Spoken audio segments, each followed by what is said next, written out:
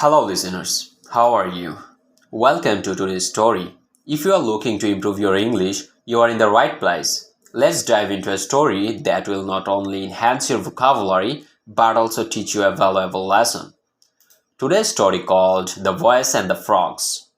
Once upon a time, in a peaceful village, a group of boys were playing near a pond.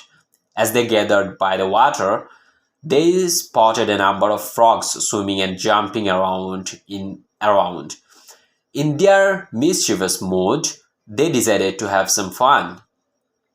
One of the boys, full of energy, suggested they throw stones into the pond to scare the frogs.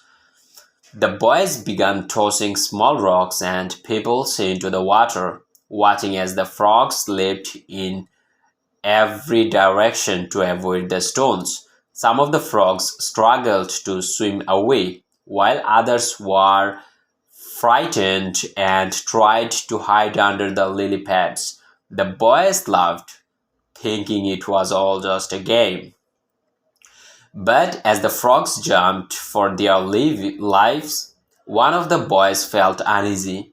He stopped and looked at the frightened creatures, realizing they were not enjoying the game at all. He spoke to his friends, saying, "What are we doing? We are causing them harm and distress. They are just innocent creatures, and we are making them suffer for our amusement." The other boys paused and saw the fear in the frog's eyes. Slowly, they put down the stones and stopped their cruel game. They felt guilty for hurting the harmless creatures and decided to leave the pond in peace.